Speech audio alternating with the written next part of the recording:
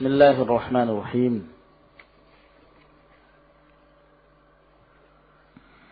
Usulul fiqh adalah merupakan salah satu fan minal funun, di mana dengan mempelajarinya akan menjadikan seseorang indahu quwwah fil istinbat. Nah,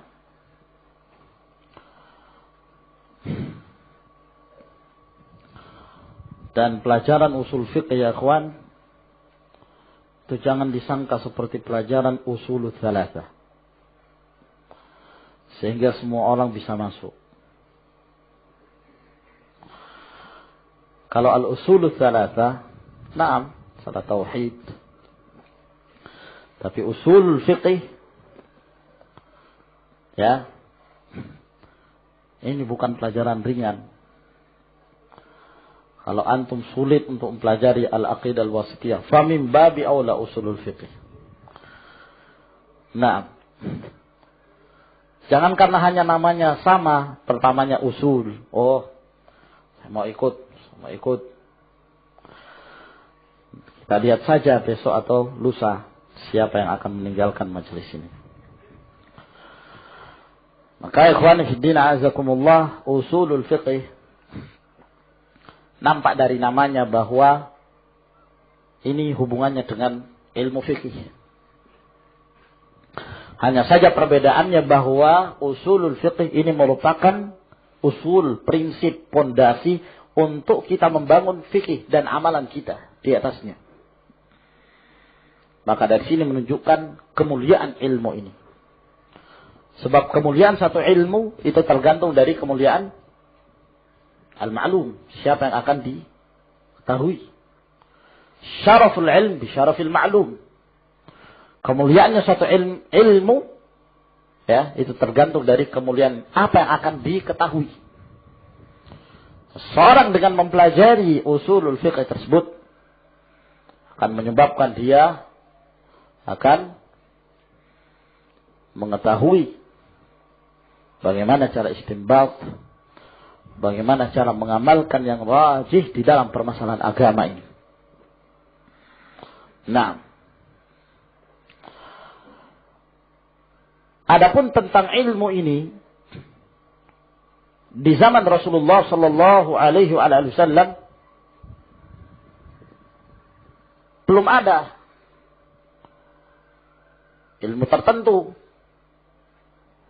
ataukah ilmu khusus yang disebut dengan ilmu usulul fiqh. Ini tidak didapatkan di zaman Rasulullah sallallahu alaihi wasallam. Sama seperti ilmu mustalahul hadis, ilmu nahwu, dan ilmu-ilmu yang lainnya. Ilmu nahwu tidak ada di zaman Rasulullah sallallahu alaihi wasallam.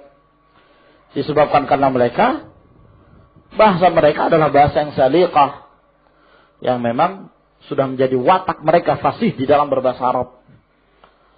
Sehingga tidak memerlukan adanya kaidah-kaidah yang menuntun mereka di dalam berbahasa, karena memang asal dari bahasa mereka sendiri adalah fasih.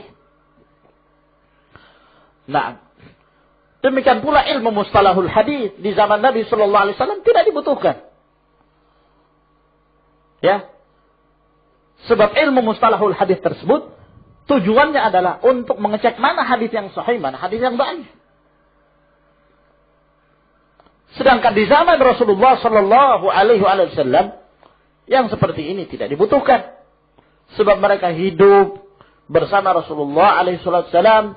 Ada permasalahan mereka tinggal mendatangi Rasulullah SAW, dan para sahabat kulluhum udul, mereka adalah orang-orang yang adil di dalam menyampaikan apa yang mereka dengarkan dari Rasulullah SAW, sehingga ilmu ini pun tidak dibutuhkan.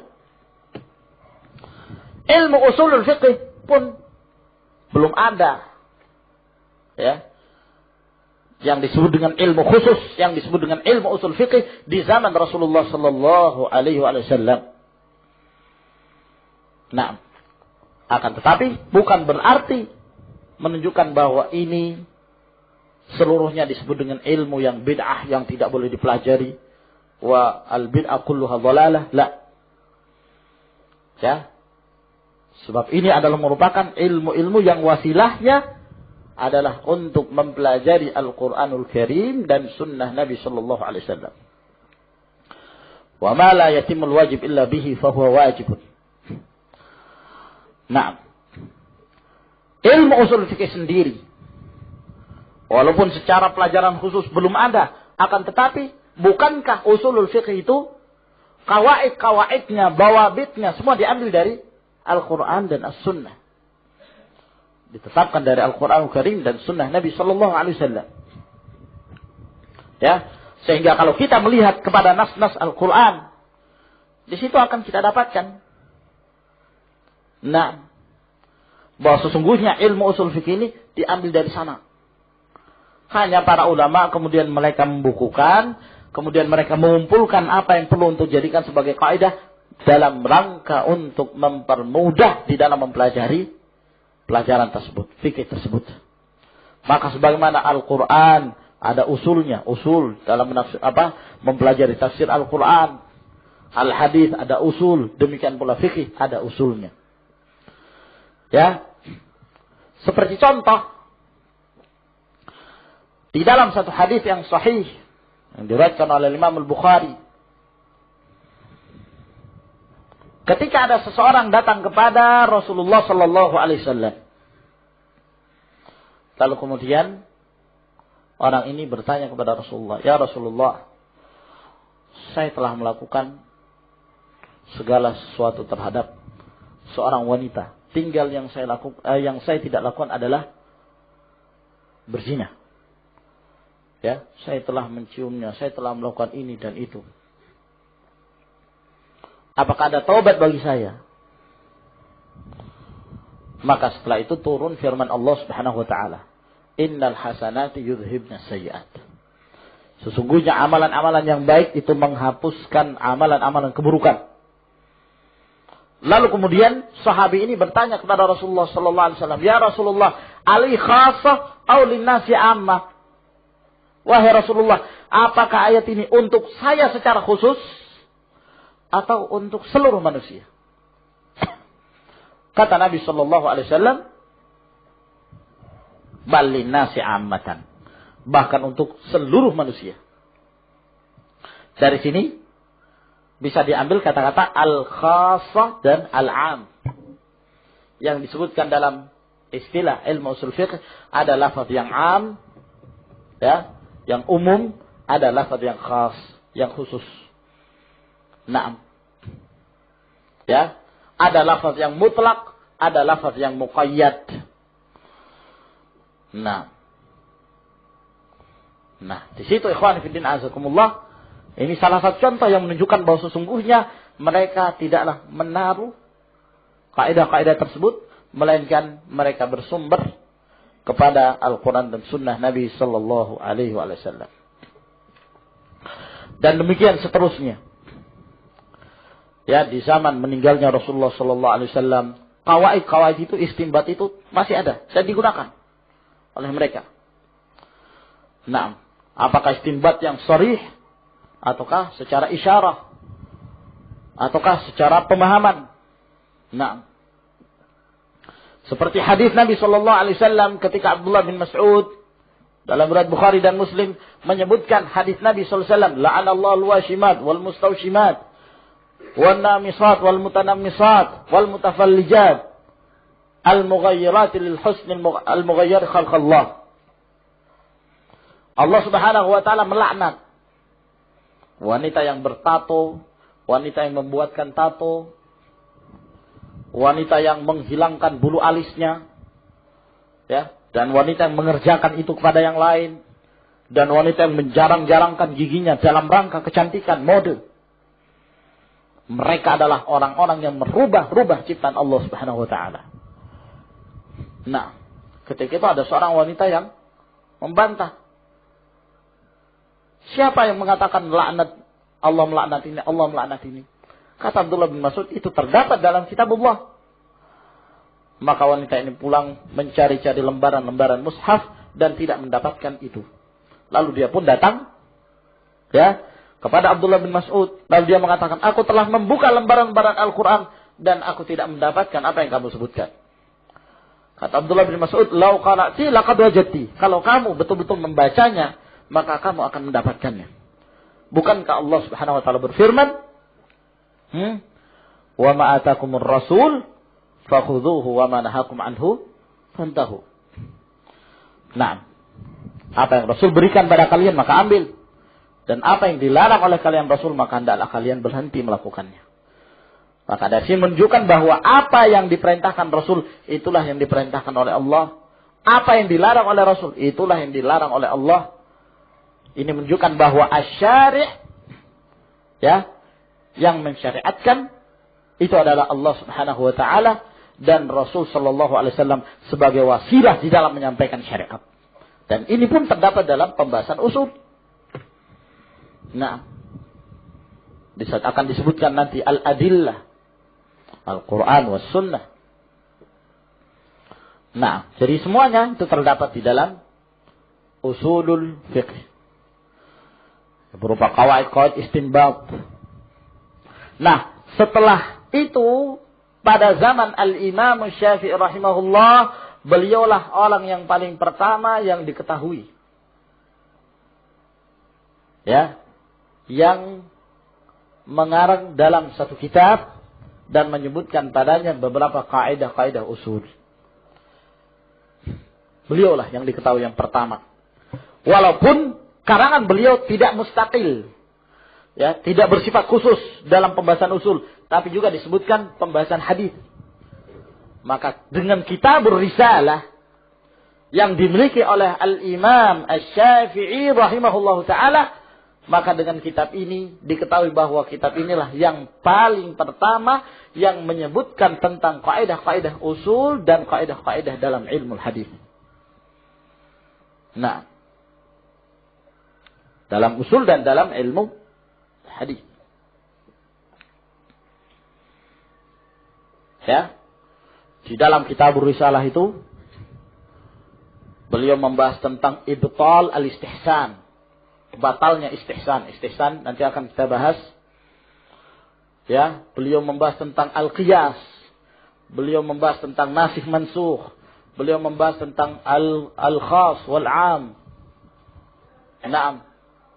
Beliau membahas tentang ijma'. Naam. Beliau membahas tentang khabar ahad dan seterusnya. Beliau punya beberapa kitab dalam pembahasan usul, Ibtalul Istihsan, Jima'ul Ilm, Naam, Al-Qiyas, dan yang lainnya. Dan perlu diketahui bahwa kitabur risalah yang sekarang ini tersebar dan tercetak, itu adalah kitabur risalah yang kedua. Jadi Al-Imam Syafi'i rahimahullah mempunyai dua kitabur risalah. Yang pertama, itu disebabkan karena Abdurrahman bin Mahdi rahimahullahu ta'ala itu mengirim surat kepada Al-Imam Syafi'i agar menuliskan kepada beliau beberapa kaidah-kaidah di dalam agama ini yang beliau akan mengambil faedah dan manfaat darinya.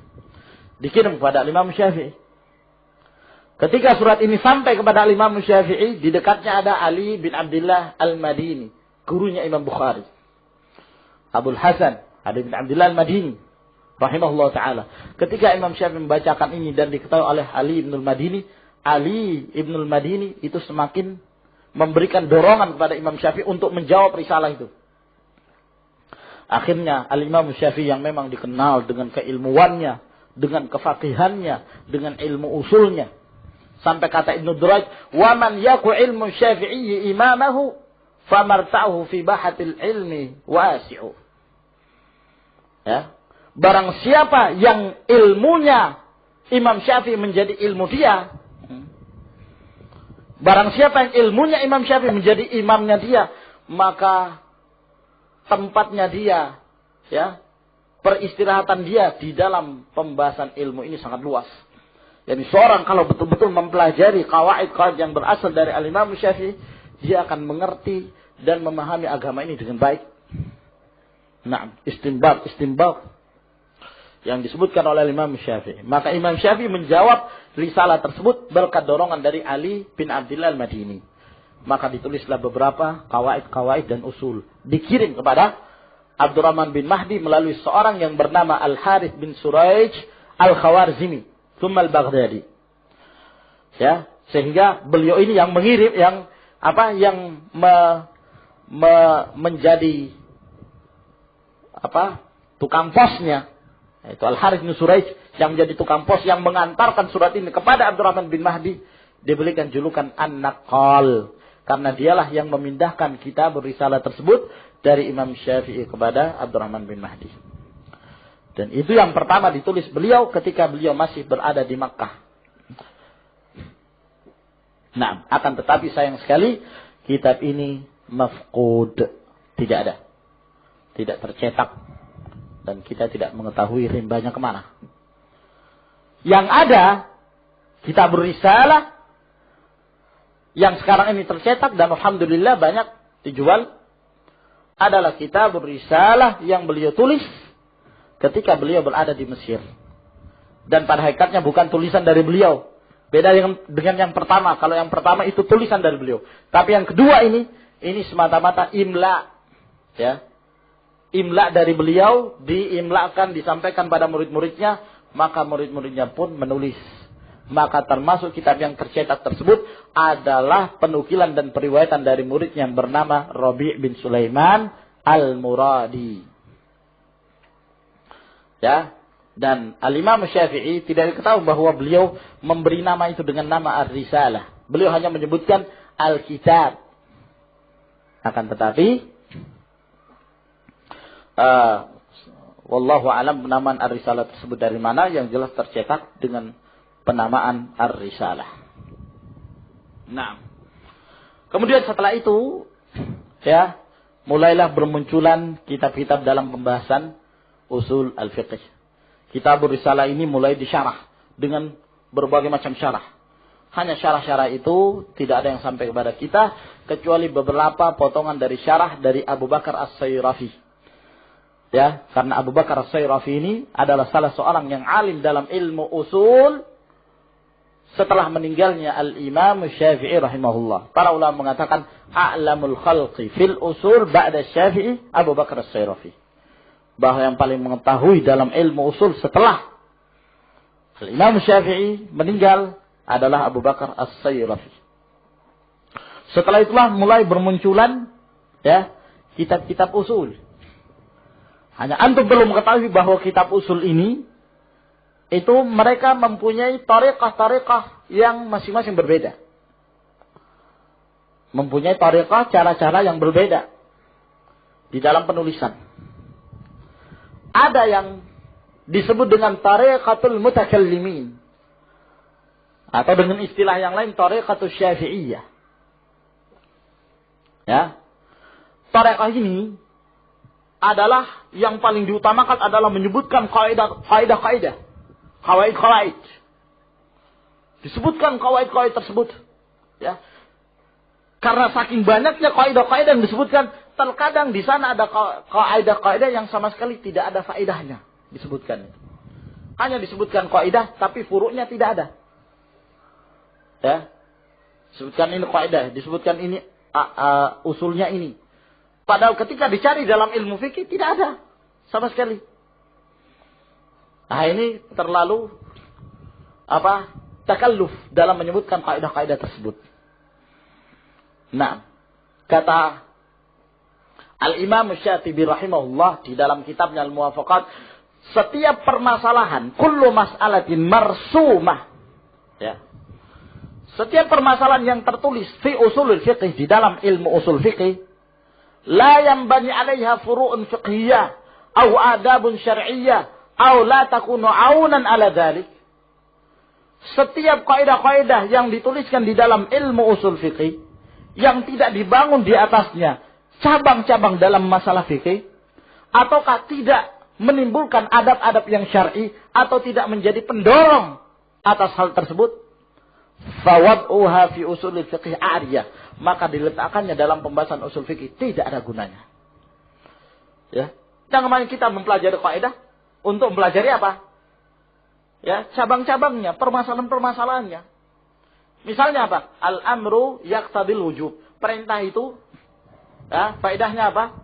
Memberikan faedah atau mengharuskan wajibnya sesuatu yang diperintahkan. Maka jelas bagi kita, amalan ada. Sehingga ketika kita menerapkan dalam ilmu fikih jelas. Iya kan? Nah, seperti misalnya salah satu contoh yang mereka sebutkan sebagai kaidah, ya, tapi tidak ada dalam furu'. Ketika yakni mereka menyebutkan salah satu kaidah, su'ilan Nabi sallallahu alaihi wasallam an mas'alatin fa'ajaba bi aqal ma su'ila an. Ditanya Nabi sallallahu alaihi wasallam tentang satu permasalahan, maka Nabi menjawab lebih kurang dari apa yang ditanyakan. Yakni kurang lengkap. Mungkin tidak? Tidak mungkin. Ya. Orang ini bertanya, lalu dijawab oleh Rasulullah dengan jawaban yang ada disembunyikan begitu, yang kurang lengkap. Tidak mungkin.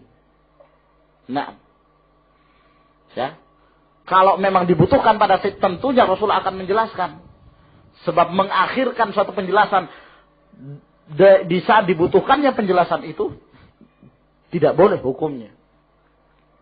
Yang ada adalah Nabi SAW ditanya, lalu kemudian beliau menjawab lebih banyak dari apa yang ditanyakan. Iya kan?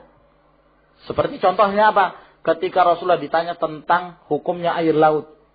Apa jawaban Rasulullah SAW? Huwa tahuru ma'uhu al-hillu maitatuh. Yang ditanya apa? Tentang air saja. Tapi beliau menambah jawaban untuk semakin memperjelas, yaitu apa? Al-hillu maitatuhu. Halal bangkainya. Nah, ini tambahan. Kalau kurang, tidak ada sama sekali. Mustahil. Nah itu ikhwan fiddin azakumullah. Ini satu tarekah dalam ilmu usul fikih. Wah, kalau membaca yang seperti ini, terkadang itulah banyak yang tulis dari kalangan ahlul bid'ah, seperti dari kalangan Mu'tazilah, mereka senang menulis-menulis yang seperti ini. Kaidah-kaidah tersebut. Tapi ketika dicari furu'nya tidak ada. Ya, termasuk sandaran kitab-kitab mereka seperti kitab Al-Burhan, karangannya Al-Juwaini, Abul Ma'ali, Imamul Haramain, Al-Mu'tamad, Syarhul Umad, ya, yang dikarang oleh salah seorang Mu'tazili. Nah, yang kedua ada yang disebut dengan Tariqatul Ahnaf. Ya, tariqahnya Al-Ahnaf. Karena memang yang banyak yang menulis dalam permasalahan ini pun orang-orang yang bermadhab Hanafiyah. Kenapa mereka senang menulis dalam kitab-kitab usul Al-Ahnaf ini? Cara mereka, jadi dilihat dulu kepada pendapat-pendapat imamnya mereka, Abu Hanifah dan murid-muridnya, dilihat pendapatnya apa. Terus dari pendapat itu dibangun di atas, baru mereka menyebut apa? Membangun di atasnya kaidah. Paham? Ya. Jadi mereka membangun kaidah itu bukan dari Alkitab wa Sunnah, tapi dari mana? Dari pendapat imamnya. Nah ini yang bahaya juga. Sehingga terkadang ada kaidah yang mereka sebutkan tidak ada dasarnya, tidak ada dalilnya dari Al-Quran dan Sunnah, mereka jadikan sebagai kaidah. Kenapa? Karena mereka simpulkan itu dari perkataan imamnya. Atau mungkin boleh kita mengatakan secara kesimpulan, mereka ini i'taqadu thumma istadallu. Berakidah dulu, meyakini dulu kebenaran pendapat imamnya, baru dicari-cari dalilnya. Paham? Diyakini dulu kebenaran pendapat imamnya, baru dicari-cari dalilnya. Ini tidak boleh. Nah, walhasil akhwat, ini juga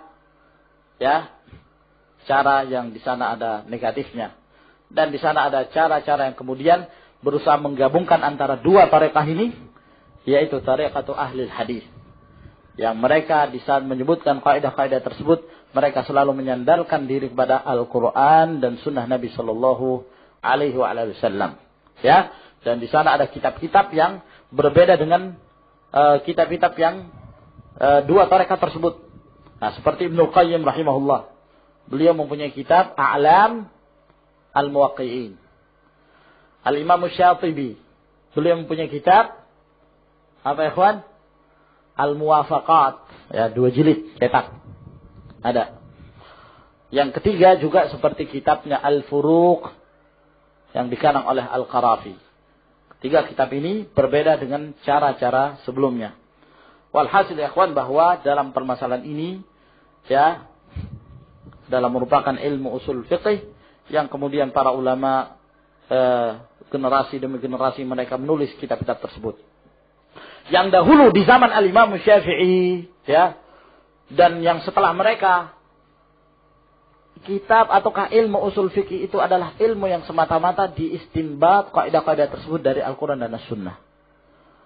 Nah, cuman setelah itu datangnya zaman di mana ilmu kalam mulai menyebar, ilmu filsafat menyebar di kalangan kaum muslimin. Sehingga semenjak datangnya Abu Bakar Al-Baqilani, dialah orang yang pertama yang memasukkan ilmu kalam di dalam usul fikih. Ya.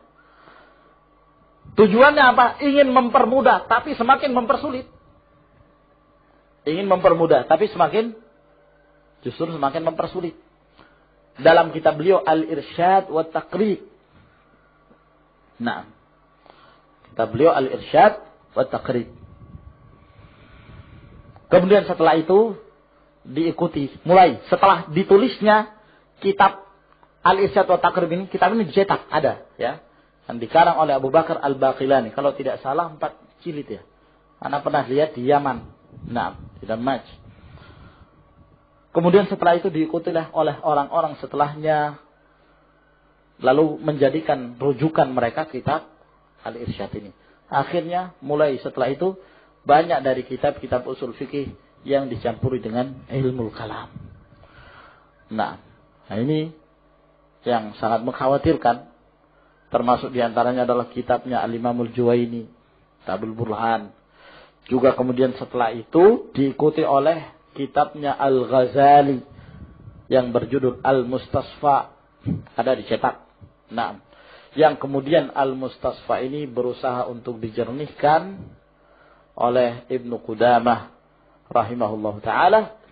Maka beliau pun meringkas dari kitab tersebut dan beliau memberikan judul Raudatun Nazir. Nah, maka dari kitab Raudatun Nazir ini ada yang mentaklik, ada yang mensyarah kitab ini, Masya Allah, kitab yang bagus. Lalu kemudian termasuk di antara yang memberikan taklik dari kitab tersebut adalah Al-Imam Muhammad Al-Amin Asy-Shinqiti dengan kitab beliau Mudzakkirah fi Ushul Fiqh. Nah, jadi ikhwan fillah azakumullah, di antara salah satu kitab usul fikih yang insyaallah taala yang akan kita pelajari adalah kitab Usulul Fiqh yang dikarang oleh Syekh Muhammad bin Saleh Al-Utsaimin rahimahullah. Kita mempelajari kitab ini disebabkan karena kitab ini menjelaskan masing-masing dari usul dan kaidah-kaidah tersebut disertai dengan dalil secara ringkas yang Masya Allah sangat mudah untuk difahami. Naam.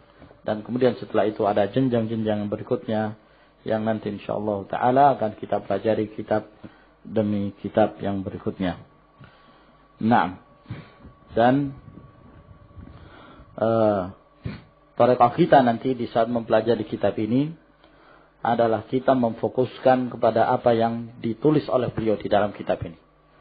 Kita berusaha untuk tidak keluar kecuali kalau ada faedah-faedah yang sedikit, yang penting untuk diidhafahkan di dalam pembahasan tersebut, insyaallah taala akan kita sebutkan. Ini sebagai muqaddimah ya ikhwan untuk mengetahui asal usul pelajaran ilmu usul fikih tersebut, dan insyaallah pada pertemuan yang berikutnya akan kita mulai di pembahasan yang pertama. Wallahu a'lam bishawab.